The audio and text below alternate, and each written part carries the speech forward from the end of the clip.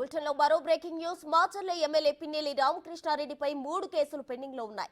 EVM ధ్వంసం కేసులో high court షరతులతో కూడిన బెయిల్ ఇచ్చినప్పటికీ మిగిలిన 2 కేసుల్లో హత్యాయత్నం కేసులు కావడంతో పిన్నెల్లి ఇంకా అజ్ఞాతంలోనే ఉన్నారు. ముందస్తు బెయిల్ మంజూరు చేయాలని పిన్నెల్లి దాఖలు చేసిన 3 పిటిషన్లపై విచారణ జరిపిన హైకోర్టు తీర్పు రిజర్వ్ చేసింది. ఇరువైపులా వాదనలు విన్న కోర్టు తీర్పును మంగళవారం ఇస్తామని తెలిపింది.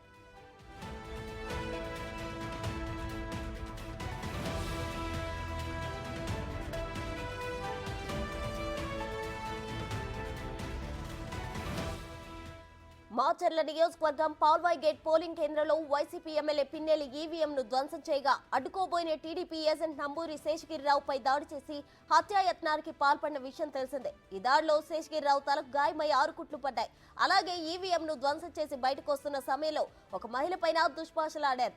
కారంపూడిలో సీఐపై దాడి చేసిన ఘటనలో ఎమ్మెల్యే పిన్నెల్లిపై కేసులు నమోదయ్యాయి. ఈ 3 కేసుల్లో ముందస్తు బెయిల్ కోరుతూ పిన్నెల్లి హైకోర్టులో పిటిషన్లు వేశారు.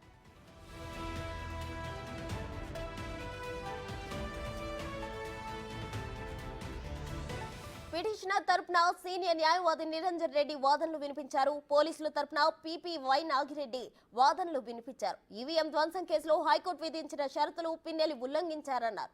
అరెస్ట్ నుంచి రక్షణ కల్పిస్తూ న్యాయస్థానం ఇచ్చిన ఉత్తర్వుల ఎత్తివేతకు చర్యలు తీసుకోవాలని పల్నాడు ఎస్పీ కోరినట్లు నాగిరెడ్డి కోర్టుకు తెలిపారు. పిన్నెల్లి తీవ్ర నేరాలకు పాల్పడ్డారని ఆయన కోర్టుకు వివరించారు. ఓట్ల లెక్కింపు రోజున అల్లర్లు సృష్టించే అవకాశం ఉందని, మధ్యంతర బెయిల్ ఇవ్వొద్దని వాదించారు.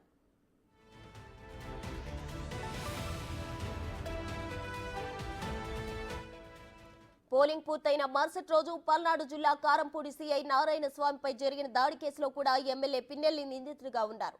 సీఐ నారాయణ స్వామిపై కొంతమంది రాళ్లతో దాడి చేశారు. ఈ దాడికి పిన్నెల్లి రామకృష్ణారెడ్డి సోదరుడు వెంకటరామిరెడ్డి నేతృత్వం వహించారని ప్రధాన ఆరోపణ. ఈ దాడిలో తీవ్రంగా గాయపడి ఆసుపత్రిలో చికిత్స పొందుతున్న సీఐ వాంగ్మూలాన్ని తీసుకున్నారు.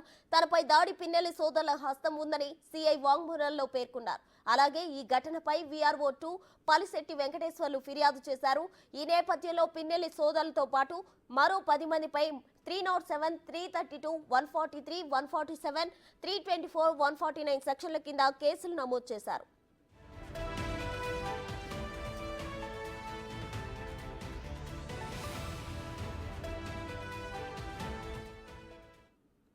మరిన్ని వివరాలు మా ప్రతినిధి సాయి శంకర్ అందిస్తారు. సాయి శంకర్, చెప్పండి. అయితే పిన్నెల్లి రామకృష్ణారెడ్డి ఇంకా అజ్ఞాతంలోనే ఉన్నారు.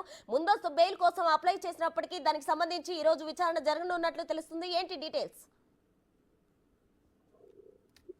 ప్రధానంగా పిన్నెల్లి రామకృష్ణారెడ్డికి సంబంధించినటువంటి అంశంలో పోలింగ్ తర్వాత జరిగినటువంటి ఘర్షణలు ఏవైతే ఉన్నాయో వాటికి సంబంధించి కేసులు అయితే నమోదైనటువంటి పరిస్థితి ఉంది. ప్రధానంగా ఈవీఎం ధ్వంసంకి సంబంధించినటువంటి కేసులో ప్రస్తుతం మధ్యంతర బెయిల్ అయితే రావడం జరిగింది. ఈ కేసుకు సంబంధించినటువంటి అంశంలో కొంత రిలీఫ్ అయితే పిన్నెల్లి రామకృష్ణారెడ్డికి లభించడం జరిగింది. అయితే తర్వాత ప్రస్తుతం పిన్నెల్లి రామకృష్ణారెడ్డికి సంబంధించి మొత్తం 4 కేసులు మళ్ళీ నమోదైనటువంటి పరిస్థితులు ఉన్నాయి. ఇందులో 3 కేసులకు సంబంధించినటువంటి అంశంలో ఆయన బెయిల్ కోరుతూ హైకోర్టును ఆశ్రయించడం జరిగింది.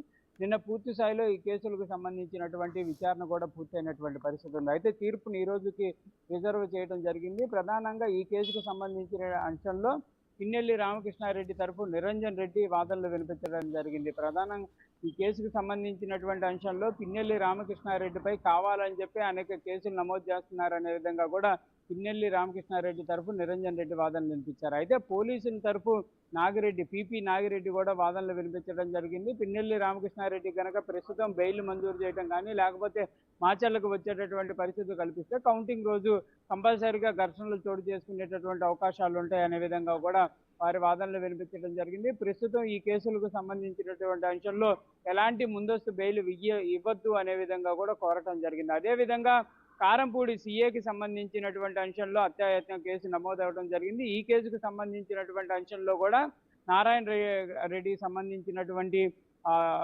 లాయర్లు కూడా తమ వాదనలు అయితే వినిపించడం జరిగింది. ఆ రోజు జరిగినటువంటి ఘర్షణలకు సంబంధించినటువంటి అంశాలను కూడా హైకోర్టులో అయితే వారు వివరించినటువంటి పరిస్థితి ఉంది. అయితే మొత్తంగా మాత్రం కేసులకు సంబంధించినటువంటి అంశాలు ప్రస్తుతం నిన్న విచారణ జరగడం జరిగింది. ఈరోజు తీర్పు వెల్లడయ్యేటటువంటి అవకాశాలు ఉన్నాయి. మరి ఈ కేసుల్లో కూడా బెయిల్ మంజూరు అయ్యేటటువంటి అవకాశాలు ఉంటాయా లేదా అనేది కూడా చూడాల్సినటువంటి పరిస్థితులు అయితే ఉన్నాయి. అయితే ప్రధానంగా మాత్రం ప్రస్తుతం పిన్నెల్లి రామకృష్ణారెడ్డి ఎక్కడ ఉన్నారనే దానిపైన సందిగ్ధత అయితే ఇంకా కొనసాగుతున్నటువంటి పరిస్థితి ఉంది. ప్రస్తుతం పోలీసులకు సంబంధించినటువంటి అంశంలో కూడా పిన్నెల్లి రామకృష్ణారెడ్డి ఎక్కడ ఉన్నారనేటటువంటి సమాచారం రైట్. అయితే లేదనే విధంగా చెప్పుకోవచ్చు.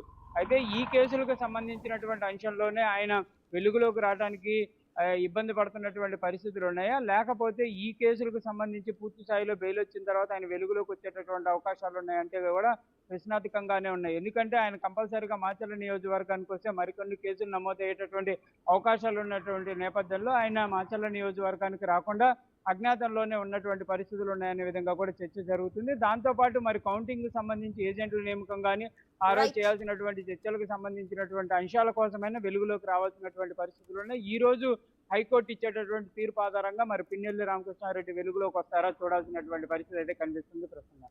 Right. Thank you Sai Shankar.